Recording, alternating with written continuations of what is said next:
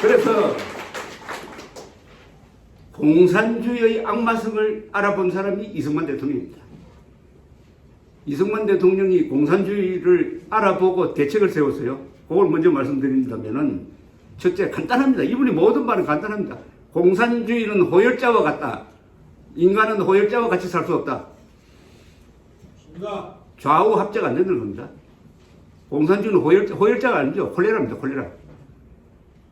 좌우 합작 안 된다는 겁니다. 공산당과 손잡고, 이거 연방제도 이 남북 좌우 합작인데, 그걸 하면 공산화되게 돼 있다. 유럽에서 공산당과 좌우 합작 정권 만들면 다 공산화가 되어 있습니다. 그 다음에 공산주의자와 동조하는 사람을 분리를 해야 된다. 핵심 공산주의자는 제거하는 수밖에 없다. 그러나 부활내동하는 사람은 돌려놓을 수가 있다. 전향하지 않는 공산주의자는 형제, 자매라도 용서하면 안 된다. 이랬습니다. 이승만 대통령이 좀처럼 그런 이야기를 하지 않습니다. 항상 민주적으로 해야 된다 하지만은 공산주의자 핵심 세력은 전향이 불가능하므로 형제, 자매라도 적으로도 해야 한다. 그 다음에 공산주의자가 제일 들고 나오는 얼굴이 몇 개가 있어요. 공산주의자, 우리나라에서 공산주의자가 내가 공산주의자라고 하는 사람 봤습니까? 그럼 당장 감옥 가든지 교수 데려가니까 위장을 합니다. 뭘로 위장을 합니까? 진보, 민족주의자, 민주투사, 평화주의자 이렇게 하죠. 그것을 깰 수 있는 논리가 이승만의 논리예요. 뭐라고 했느냐? 무조건적 평화주의자는 간첩과 같다. 맞습니다. 우리 주변에서 전부 평화를 들고 나옵니다. 평화 경제, 어쩌고 저쩌고, 민족 경제, 허황한 말을 들고 나오고, 옛날에 저한테 인터뷰를 하러 온 좌파 기자가 자꾸 6.25에 대해서 묻기에 내가 다시 한번 물어봤습니다. 그럼 내가 질문할 테니까 답을 하나 해보라고. 그럼 당신 말대로 6.25 남침했을 때, 그렇게 평화를 좋아하니까 6.25 남침했을 때 국군이 저항을 하지 않고 항복했어야 옳았다는 말 맞지? 그렇게 해야 평화가 오지 않느냐고. 괜히 싸워가지고 3년 동안 전쟁한 거 아니냐? 그 말 맞지? 대답을 못해요. 맞다는 얘기죠. 그때 항복했어야 된다. 왜 이승만을 그렇게 싫어하느냐? 6.25 때 항복했어야지. 항복했으면은 저건 말대로 민족 통일이 됐는데 왜 저항을 했느냐? 이게 불만입니다. 무조건적 평화주의자는 간첩과 같아요. 그리고 민주투사 하는 사람들한테 여러분들 딱 질문 하나만 하면 됩니다. 진짜 민주투사인지 아닌지를. 이게 리트머스 시험지입니다. 질문 하나. 당신 공산당과 싸운 적 있습니까? 물어야 됩니다. 아니, 한국의 민주주의는 공산당과 싸워서 지킬 수 있는 거 아닙니까? 맞습니다. 그럼 대한민국과 싸워놓고 민주투사라고 하면 안 되죠? 맞죠. 아니, 이승만 박정희하고 싸웠다고 민주투사라고 할 수 있어요? 김일성, 김정일, 김정은과 싸워야지. 아니, 그러면은 일제와 싸우지도 않고 독립투사라고 할 수 있어요? 그러니까 딱 질문 하나만 하면 됩니다. 공산당과 싸운 적 있습니까? 없으면은 민주투사 아니네요. 가짜네요. 이렇게. 그 다음 또 하나, 민족이란 말입니다. 이게 막 사람들을 혼란시킵니다. 민족. 지소미아 파기에 찬성하는 55%가 민족주의, 자칭 민족주의 선동에 넘어간 겁니다. 북한의 핵이니까 우리 덮어주자.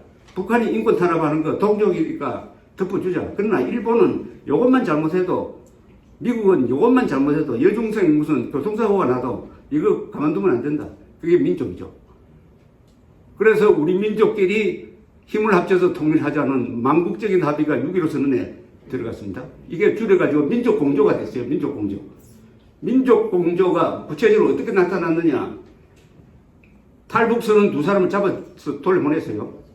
대한민국 국민을 공모 살해하는 게 민족공조의 실체입니다. 아시겠습니까? 그럼 뭐죠? 이건 어떤 논리로 깨야 되느냐? 김일성이가 민족의 챔피언입니까? 민족 반역자입니까? 왜 반역자죠?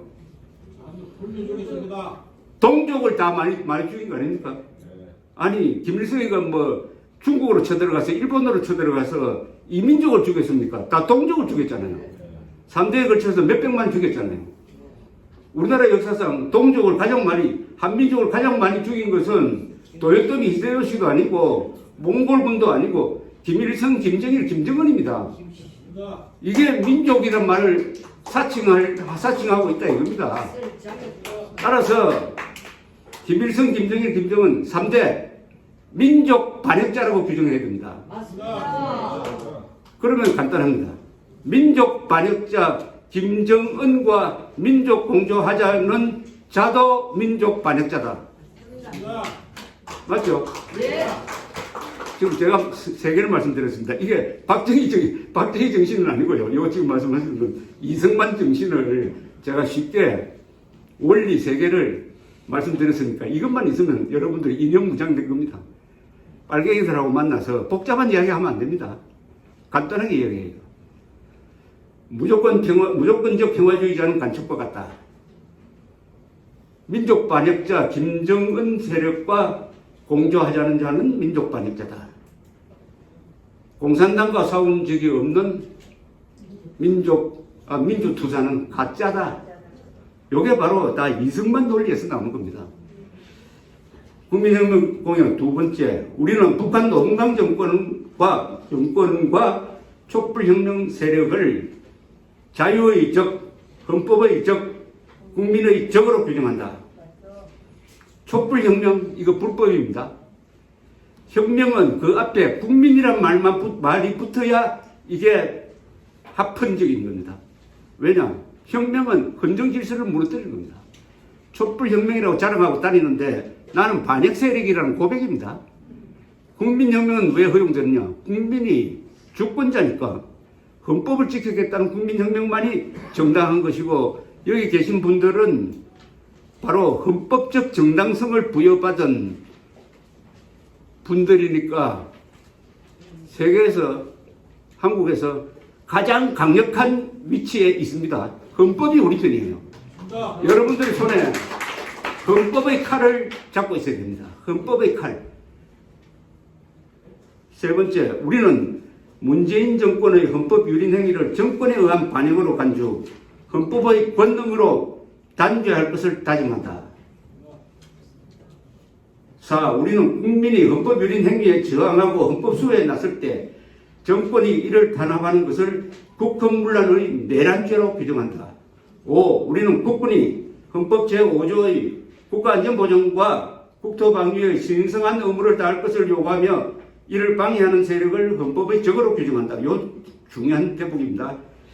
헌법 제5조는 국군은 국가의 안전보장과 국토방위의 신성한 의무를 수행함을 사명으로 하며 정치적 중립이 준수된다. 이렇게 돼 있어요. 우리 국군은 국토방위만 하는 군대가 아닙니다. 국가의 안전보장을 책임지는 게 우리 국군입니다. 이 말은 뭐냐? 국군은 내부의 적에 대해서도 대응해야 된다는 겁니다. 내부의 적은 뭐죠? 김일성파죠. 여러분 주사파라고 하지 마세요. 김일성파라고 해야 됩니다. 왜냐? 우리가 장명을 잘못해줘가지고 우리가 손해보는 게 한두 가지가 아닌데 좌익을 진보라고 불러서 우리를 보수로 만든 거 아닙니까? 진보란 말 절대 쓰지 마세요. 꼭 써야 될 경우에는 자칭 진보, 소위 진보 이렇게 해야죠. 그 다음에 주사파라고 부르면 안 됩니다. 주체사상이라고 하면 좋은 겁니다. 여러분 주체사상, 내가 운명의 주인이 되겠다는 게 얼마나 좋은 겁니까?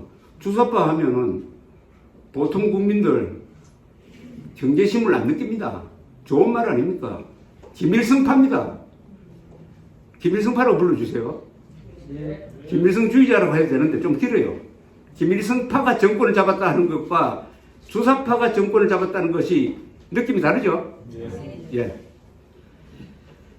주사파. 하여튼 이 용어를 정확하게 써야 되는데 국군이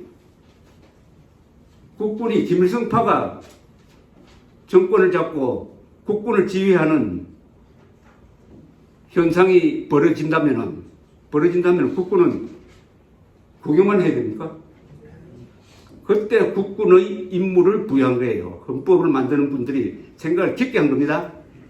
언젠가는 잘못하면은 반란 세력이 민주투사로 위장을 해가지고 정권을 잡고 김정은 북한 세력과 손잡고 대한민국을 망가뜨리고 자유를 뺏는 이런 행동을 할지도 모르겠다. 그랬을 때는 국군이 마지막 보루로서 국가의 정통성과 정체성을 지켜야 할 권한을 헌법 5조에서 부여한 겁니다. 그러나 이 헌법 5조가 발동되면은 피를 부릅니다. 그러나 이런 권한을 국군이 있다는 것을 국군 장교단에게 끊임없이 가르쳐 줘야 합니다. 우리가 만세할 때 반드시 대한민국 만세 다음에는 국군 만세를 넣어야 되는 이유가 바로 그겁니다. 국민이 국군을 밀어줘야 됩니다. 그렇게 해야 국군이 국민을 보호하게 됩니다. 우리가 정경두, 송영무 이 사람들은 비판하지만 그 밑에 있는 국군 장교단은 우리가 보호를 해야 됩니다. 대한민국 전체가 기적의 역사를 걸었고 성공의 역사를 걸었는데 대한민국 국군 대단한 군대입니다. 20세기에 가장 위대한 일을 한 군대를 저는 이스라엘 군대와 국군으로 봅니다. 대한민국 국군. 대한민국 국군은 무슨 일을 했느냐? 건국의 초석이었어요. 나라가 세워지기 전에 먼저 군대가 만들어졌습니다. 그 다음에 호국의 간성이었습니다. 6.25 때. 박정희 등장 이후에는 근대화의 기관차 역할을 했어요. 그리고 80년대 이후에 민주화의 소용돌이 속에서는 울타리, 조국의 울타리 역할을 했습니다. 앞으로는 자유통일의 무력이 되어야 합니다. 인류 국가의 수호자가 되어야 합니다. 이런 국군입니다. 국군이 국군 장교단 출신이 경제 발전시키고 민주화의 토대를 만들었습니다. 그러니까 국군을 자꾸 욕하는 사람들은 민주주의를 파괴했다고 욕을 하는데 민주주의를 지키고 가꾸고 터전을 만들고 울타리를 쳐서 한국의 이 소란스러운 민주주의를 보호하는 국군이 좌익 반헌법 세력에 의해서 휘둘리지 않도록 국민들은 국군을 응원해야 합니다. 국군을 응원해야 합니다.